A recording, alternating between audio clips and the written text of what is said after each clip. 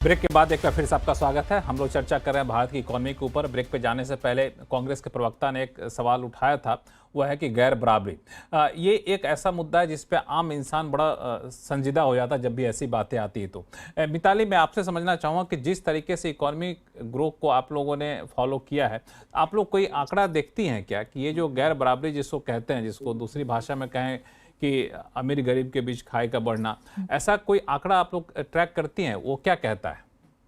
Ji ji Lakshman ji, thank you so much. एक आंकड़ा होता है जिसे हम कहते हैं जिनी इंडेक्स। जो मतलब ये एक फॉरेन मेट्रिक है। इसको सारी संस्थाएं ट्रैक करती हैं, वर्ल्ड बैंक भी ट्रैक करती है, आईएमएफ भी ट्रैक करती है। और जिनी इंडेक्स का डेटा लेना थोड़ा डिफिकल्ट होता है, लेकिन इसे कैलकुलेट करा जा सकता है। और इंडिया में जो कंजम्पशन का डेटा आता है, मतलब कि जैसे अगर आपका हाउस होल्ड इनकम 10,000 रुपए है तो आप कितना कंजम्पशन पे स्पेंड कर रहे हैं, अगर आपका हाउस होल्ड इनकम 20,000 है तो आप कितना स्पेंड कर रहे हैं, उस डेटा के हिसाब से हम लोग जिनी इंडेक्स कैलकुलेट कर पाते हैं। और अगर हम देखें तो ऑफ कोर्स इसमें कोई दो राय नहीं है कि ये जिनी इंडेक्स इंडिया के लिए वर्स ही हुआ है। मतलब कि ऐसा नहीं है कि आज हम ज्यादा इक्वल हैं, 10 साल पहले हम ज्यादा इक्वल थे, आज हम ज्यादा अनइक्वल हैं एज अ सोसाइटी। ये बात एक फैक्ट है, और ये सारे पॉलिटिकल स्पेक्ट्रम्स के अक्रॉस सब लोग मानते हैं कि हाँ, आज जो अमीर है वो पिछले 10 सालों में ज्यादा अमीर हुआ है। लेकिन इसका मतलब ये नहीं है कि गरीब ज़्यादा गरीब हुआ है, क्योंकि हमने काफ़ी लोगों को पॉवर्टी से निकाला भी है, मल्टी डायमेंशनल पॉवर्टी से भी निकाला है। लेकिन क्या वो जो गरीब था वो उतना उस पेस पर अमीरी की ओर जा रहा है? नहीं। जो अमीर है वो ज़्यादा तेज़ी से अमीर हो रहे हैं। तो इस बात की जो एक रियलाइज़ेशन है, वो मैं आज देखती हूँ जब भी मैं काम करती हूँ डिफरेंट पॉलिसी मेकर्स के साथ, तो ये बात सारे ही पॉलिसी मेकर्स एक तरह से मानते हैं, एक्नॉलेज करते हैं। आपने जैसे विरमानी जी के साथ भी जो इंटरव्यू हुआ था अभी, उसमें उन्होंने भी यही बात कही थी कि हाँ, ये जो है एक चीज़ है जिसके लिए हमें और ज़्यादा काम करने की ज़रूरत है। और इसको काम करने के लिए 3 तरीके से काफ़ी देश जो हैं इसको डील करते हैं। सबसे बड़ा एरिया है इंफ्रास्ट्रक्चर। जैसे-जैसे आप ज़्यादा अच्छा इंफ्रास्ट्रक्चर बनाएँगे, किसी को भी अपनी रोजमर्रा की कंजम्पशन एक्सपेंडिचर उनका कम हो जाएगा। जैसे अगर आपकी सड़कें अच्छी हैं, आपके पास पब्लिक ट्रांसपोर्ट है, आपके पास पानी घर में साफ आ रहा है, तो आपको उन चीज़ों पे खर्चा नहीं करना पड़ेगा। तो ये एक बहुत बड़ा एरिया है इंफ्रास्ट्रक्चर में इन्वेस्टमेंट करना। दूसरा एरिया जो बहुत ज़रूरी होता है इनइक्वालिटी से डील करने के लिए, वो है स्किलिंग और एजुकेशन। मतलब जैसे-जैसे लोग अपना स्किल डेवलपमेंट बढ़ा सकेंगे, एजुकेशन बढ़ा सकेंगे, उनको अच्छी जॉब्स मिलेंगी, तो इससे वो अपना इनइक्वालिटी कम कर सकते हैं। और तीसरा एरिया है प्रोग्रेसिव टैक्सेशन। मतलब कि ऐसा टैक्सेशन जो कि जो सबसे पुअर लोग हैं, जो सबसे लो इनकम लोग हैं, उन पर टैक्सेशन कम रहे। तो अगर हम अपना यूनियन बजट का ही डिसीजन अभी देखें कि 12 लाख से कम की जो इनकम है, उस पर अब किसी को टैक्स नहीं देना पड़ेगा। ये एक सबसे बड़ा एग्जाम्पल है पूरे ग्लोबल साउथ में, सारी इमर्जिंग इकोनॉमीज में प्रोग्रेसिव टैक्सेशन का, कि जो लोग एक आय से कम हैं, और वो अब टैक्स नहीं देंगे। तो इससे भी इनकम इनइक्वालिटी पर अगले 5 या 6 सालों में हमें दिखेगा कि शायद काफ़ी इम्प्रूवमेंट असर हमें पड़ता हुआ दिखे। दिखेगा यहाँ पे। बिल्कुल। बिल्कुल। शशि सर, यहाँ पे 3 चीज़ें जो इन्होंने बताया मिताली ने, एक इंफ्रास्ट्रक्चर, दूसरा स्किलिंग, तीसरा प्रोग्रेसिव टैक्सेशन। आप तो सरकार की पॉलिसी को काफ़ी करीब से देखते रहे हैं। मुझे लगता है कि सरकार ने हर बजट में, हर मौके पे इन तीनों पे बराबर जोर दिया है, चाहे इंफ्रास्ट्रक्चर हो, चाहे स्किलिंग हो, अलग-अलग स्कीम आई, टैक्सेशन पे हर बार कुछ ना कुछ रिफॉर्म होता रहा। इसके बावजूद उतनी तेज़ी से ग्राउंड पे आपको दिख रहा है क्या असर, जो गैप कम होने का?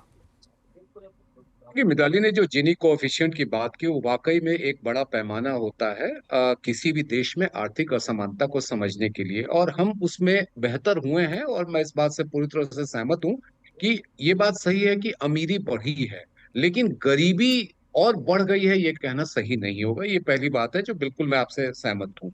दूसरा मुद्दा जो सरकार की नीतियों का मुद्दा है, देखिए, आपने अगर बजट देखा होगा, और जो मेरा अनुभव है बजट का, हर बजट में मैंने एक चीज नोटिस किया है कि कैपिटल एक्सपेंडिचर कितना बढ़ता है और आपका रेवेन्यू एक्सपेंडिचर कितना बढ़ता है। ताकि कैपिटल एक्सपेंडिचर अगर हमारा बढ़ता है, जो अभी 11.21 लाख करोड़ रुपए का इस साल का 2025-26 का है, और पिछले साल देखे तो 11.11 था, जो कि घट करके 10.28 रहने का अनुमान है। उसके सही आंकड़े हमें 30 तारीख को पता चलेंगे। कैपिटल एक्सपेंडिचर का बढ़ने का मतलब क्या होता है, पूंजीगत खर्च बढ़ने का मतलब क्या होता है? अर्थशास्त्र में एक अवधारणा इस्तेमाल की जाती है जिसको हम लोग कहते हैं मल्टीप्लायर इफेक्ट। यानी कि आप 1 रुपया खर्च करते हो, उसका फायदा कितना होता है। तो अगर राजस्व खर्च अगर हम 1 रुपया करते हैं तो उसका फायदा 90 पैसे का होता है। और अगर हम पूंजीगत खर्च 1 रुपया करते हैं तो उसका फायदा हमें 4 रुपए का होता है। तो जब आप बजट देखते हैं कि 50.65 लाख करोड़ रुपए का बजट है, उसमें 11.21 लाख करोड़ रुपया आपका पूंजीगत खर्च है, उसका अगर आप मल्टीप्लायर देखेंगे तो लगभग 48 लाख करोड़ रुपए होगा। यानी कि अगले 3 से 4 सालों में जो आपका इस साल का बजट है, उतना ज्यादा फायदा आपको इस पूंजीगत खर्च का दिखेगा। यही चीज हमारे लिए सबसे ज्यादा महत्वपूर्ण है कि इस खर्च का फायदा कैसे होगा। दूसरी बात, एक सड़क बनती है ना, तो सड़क बनने का मतलब सिर्फ ये नहीं होता है कि वहां पर जो है वो चारकोल लगा दिया जाता है, या फिर वहां पर डंपर चला दिया जाता है। कितने लोगों को रोजगार प्रत्यक्ष और अप्रत्यक्ष रूप में मिलता है, ये आपको समझना है।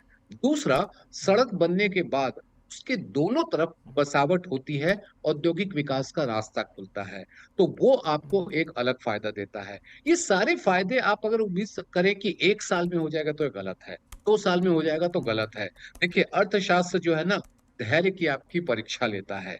और हमारी दिक्कत ये है कि हमारे अंदर धैर्य नहीं है। तो हम सोचते हैं कि आज हमने 11 लाख करोड़ रुपए खर्च कर दिए, इसका फायदा अभी होगा, गरीबी खत्म हो जाएगी। दुनिया के तमाम देशों को देख लीजिए कि उन्होंने किस तरीके से हासिल किया है। तो हम बात फिर वही मुद्दे पे आते हैं कि क्या हमें विकास पहले चाहिए, या हम पहले ये सोचे कि हमें प्रति व्यक्ति औसत आय में किस तरह की बढ़ोतरी हुई।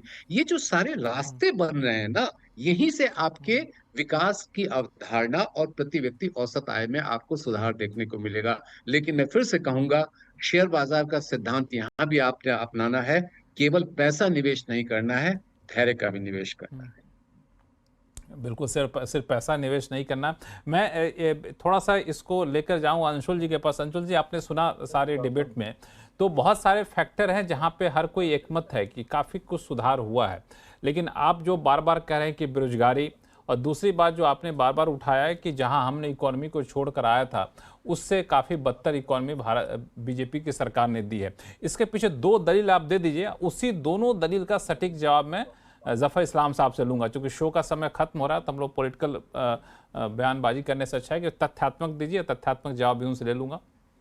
नहीं नहीं, सबसे पहले तो अब जिनी कोएफिशिएंट की बात हुई तो उससे एक दिलचस्प दर्दनाक आंकड़ा ये निकल रहा है कि उपनिवेशवाद के समय, मतलब अंग्रेजी हुकूमत के समय बेहतर स्थिति थी जो अब है। अब से अगर अगर तुलना की जाए तो ये तो फर्क अभी अभी से नहीं, वहां से 50 साल पहले का फर्क है, वहां तक ले आई ये सरकार। और जहां तक हमारी जीडीपी का सवाल है, सकल घरेलू उत्पाद का सवाल है, वहां पर आप जाइए, 8% दिया था हमने, इन्होंने कोविड से पहले 7 कर दिया, और उससे पहले अब तो आप 6 भी नहीं पहुंच पा रहे हैं। अब भाई इकोनॉमी का विस्तार होगा कैसे, सरकारी तिजोरी में पैसा आएगा कैसे?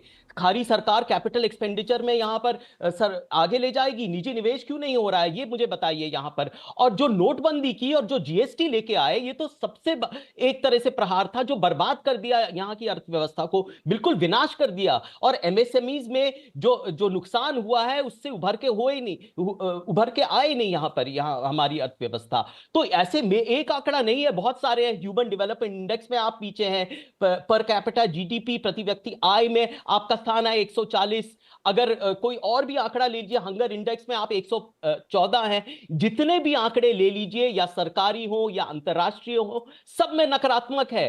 भाई आप जश्न मनाएंगे तो किस बात का मनाएंगे? गैर बराबरी का मनाएंगे, गरीबी का मनाएंगे, बेरोजगारी का मनाएंगे? बेरोजगारी दर कोविड से पहले आपको सुर्खियां याद होगी। जफर इस्लाम साहब, जफर इस्लाम साहब, 1.5 मिनट का समय आपके पास है। अंशुल जी, अब 1 मिनट जफर साहब से जवाब ले लेते हैं। देखिए,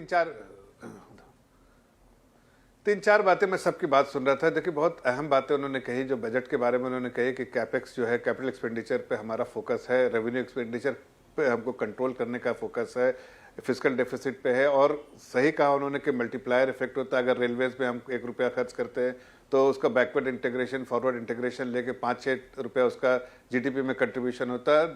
रोड पे 3-3.5-4% रुपये का होता है। इसी तरह से अलग अलग, लेकिन इंफ्रास्ट्रक्चर में मल्टीप्लायर इफेक्ट होता है। उसका फायदा जाहिर है, हमने अगर कैपेक्स कर रहे हैं तो हम उसका एडवांटेज हमको मिलता है कि इकोनॉमी में उसका मल्टीप्लायर इफेक्ट होता है जीडीपी कंट्रीब्यूशन में। लेकिन जो ये बार बार अंशुल जी कह रहे हैं कि आप देखिए, मैं 2-3 आंकड़े देता हूं, ये इनको बताना पड़ेगा कि आपने पैसा जो है पानी की तरह बहा दिया, जो बैंकों से आपने लुटवा दिया। 1947 से 2006 तक बैंकों के जो बैलेंस शीट साइज थी वो 18 लाख करोड़ थी।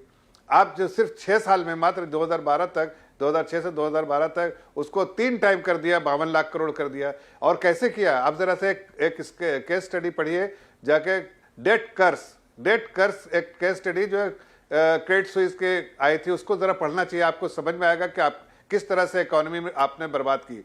आपने उस सारे बैंकों को खत्म कर दिया इसलिए कि आपने 52 लाख करोड़ 18 से 52 लाख करोड़ कर दिया। और जो भी आपने उस वक्त जो प्रोजेक्ट आपने सैंक्शन किए उसमें से जो एबिटा जो है नेगेटिव एबिटा नेगेटिव 67% प्रोजेक्ट जो है एबिटा नेगेटिव थे। एबिटा नेगेटिव मींस कि it will never take off, cash flow रहेगा ही नहीं फॉर डेट सर्विसिंग के लिए। तो ऐसे प्रोजेक्ट आपने सैंक्शन किए इसलिए कि 10 जनपद से फोन आ रहा था, प्राइम मिनिस्टर ऑफिस से फोन आ रहा था, एफएम के यहाँ से फोन आ रहा था, करते रहो कमीशन खोरी करते रहो, देश को सत्यानाश करते रहो। आज वो रिकैपिटलाइज क्यों करना पड़ा? इस पे कई बार आरोप लगे हैं और कई बार विपक्ष ने भी अपनी तरह से इसका जवाब दिया। चूंकि समय कम है इसलिए मैं इस पे बहुत ज्यादा डिबेट आगे बढ़ाने की स्थिति में हूँ नहीं, लेकिन मैं आऊंगा फिर से, कभी मौका लगेगा तो इन सारे मुद्दों पर अलग से चर्चा करूंगा। और आवाज अड्डा में फिलहाल इतना ही। आप सही मेहमानों का बहुत बहुत धन्यवाद हमारे शो में जुड़ने के लिए। देखते रहिए CNBC आवाज। नमस्कार।